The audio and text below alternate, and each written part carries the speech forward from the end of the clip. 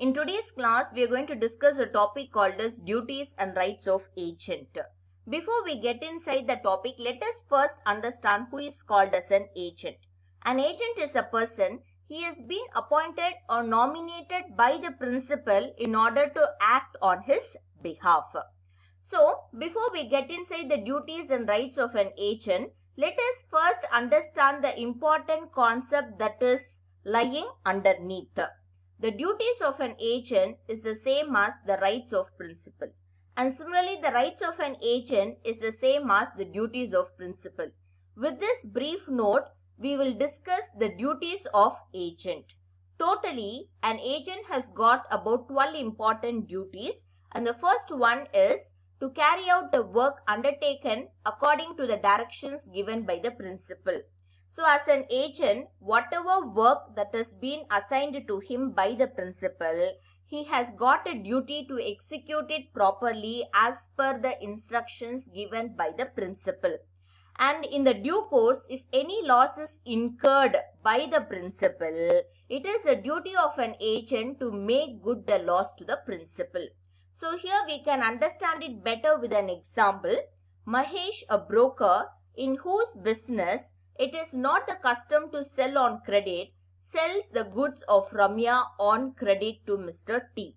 Here we got three important characters. Mahesh is playing the role as an agent, Ramya is a principal, and Mr. T is a third party. So what happened was that the agent Mr. Mahesh, he sold Ramya's goods on credit to Mr. T. But it is a practice of Ramya never to sell goods on credit, but Mr. Mahesh sold the goods of Ramya on credit to Mr. T, whose credit at the time was very high, and Mr. T before payment becomes insolvent. So Mr. T, before making the payment, he becomes insolvent. Mahesh should make good the loss to Ramya. Since Mr. T becomes insolvent, it is the fault of Mr. Mahesh that he should not have sold the goods on credit to Mr. T, because it is a practice of the principal never to sell goods on credit, but Mahesh took his rule in his own hands and he sold the goods on credit to Mr. T, and because of that a loss has been incurred. So it is the duty of the agent to make good the loss to Ramya. The second important duty is to carry out the work with reasonable care, skill and diligence. So as an agent, whatever work that has been assigned to him, an agent should carry out the work with reasonable care, skill and diligence. An agent need not take extraordinary care, but he need to take at least a reasonable care on the work that has been assigned to him by the principal. The third important duty is to render proper accounts to his principal. So it is a duty of an agent to keep his principal updated about the entire expenditure and income regarding the work that has been assigned to him. He should always keep his principal informed about the income and expenditure pattern. So the next duty of an agent is to communicate with the principal in case of difficulty. In case of any difficult or urgent situation, it is the duty of an agent to contact or to communicate with the principal and to take his opinion. If he fails to do so, it is a fault on the side of the agent. The fifth important duty is not to deal on his own account. So as an agent, he has got a limited powers. So he can act within his limited power. But on some urgent or important situation, he is not supposed to take or he is not supposed to act beyond his limit. If such situation arises, he has to contact or he should obtain the opinion of the principal. But if he fails to do that without communicating or contacting the principal, if an agent acts beyond his powers or authority, the principal has got the right to cancel or repudiate the transaction. So here we got an example. P directs A to sell his estate. A buys the estate for himself in the name of T. That is what happened. P asked A to sell his estate. But what Mr. A did was that, as being an agent, he bought the estate for himself. He bought the estate for himself without informing the principal, but in the name of T. P on discovering that may repudiate the contract. So once P comes to know that his agent has cheated him and he himself has bought the estate in the name of another person, the principal has got every right to cancel on about the contract. So the next important duty is to pay sum received for the principal. So whatever money that has been received by the agent for the goods or for the property that has been assigned to him by the principal, it is a duty of an agent to pay that entire money back to the principal, provided if he had made any advances or if he had incurred any expenses related to the goods or to the property, he can deduct that portion of the money and the balance of the money should be remitted in person to the principal. The next important duty is to protect and to preserve the interest of the principal in case of his death or insolvency. Suddenly, if the principal is found dead or if the principal becomes insolvent, it is the duty of an agent to protect and to preserve the interest of the goods or the property that has been assigned to him by the principal before his death or before his insolvency. The next duty is not to use information obtained in the course of agency against the principal. So any information that is being provided to the agent by the principal should not be misused by the agent. He should not use it as a weapon against the principal. That is what they are trying to say. Any information about the principal or about his property or about his goods should not be misused by the agent at any cost. Next duty is not to make any secret profit from agency. As an agent, he should not cheat his principal and he should not make any secret money or profit. So here we got an example. An agent sold his own stock to his principal without disclosing this fact at the prevailing market price. So what an agent did was that he sold his own goods to the principal without informing that the goods are his own goods. So he sold it at the prevailing market price. Held, he must surrender the profit made.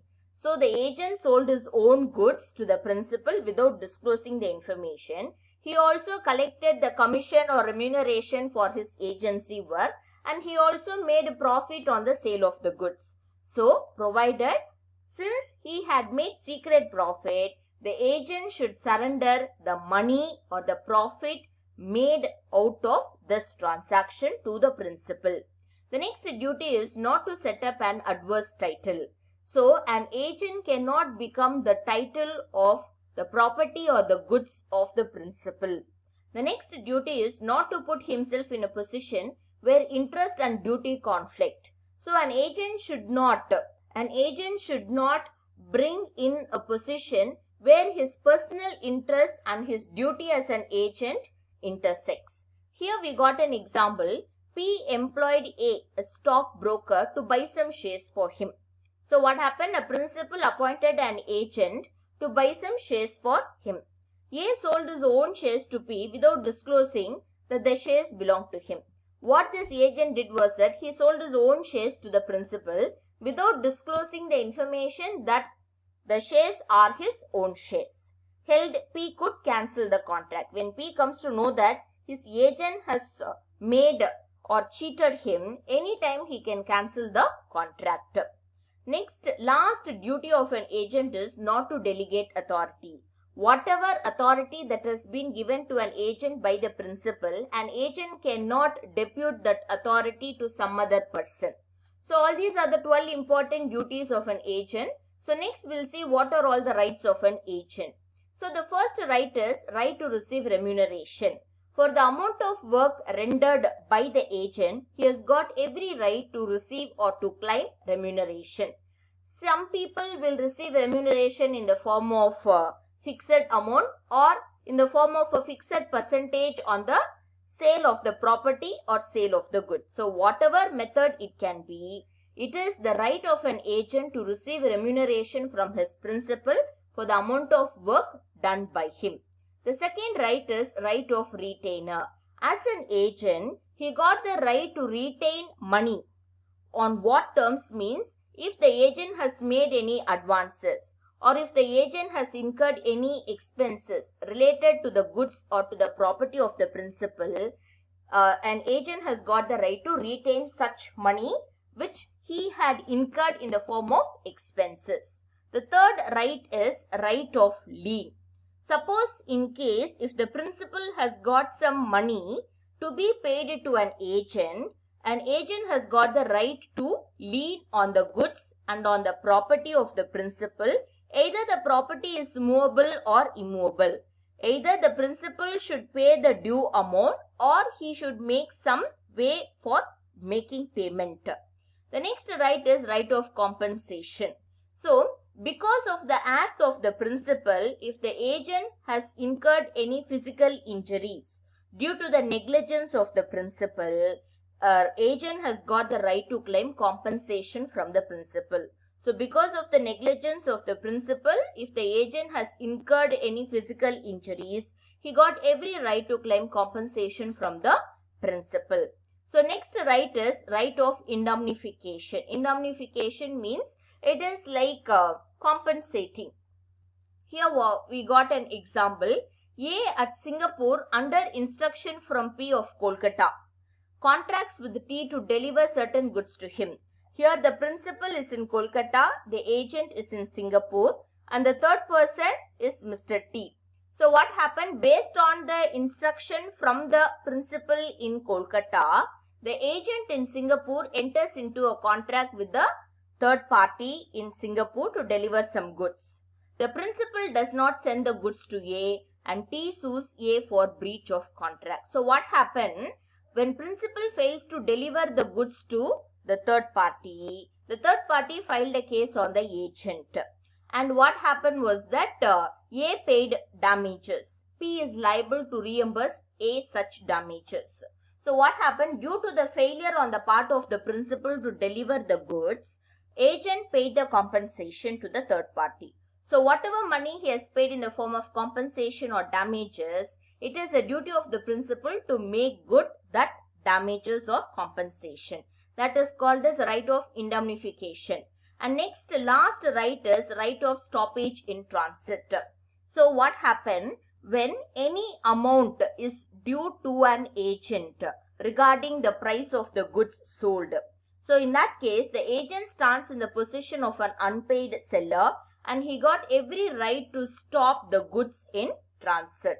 So all these are the 6 important rights of an agent.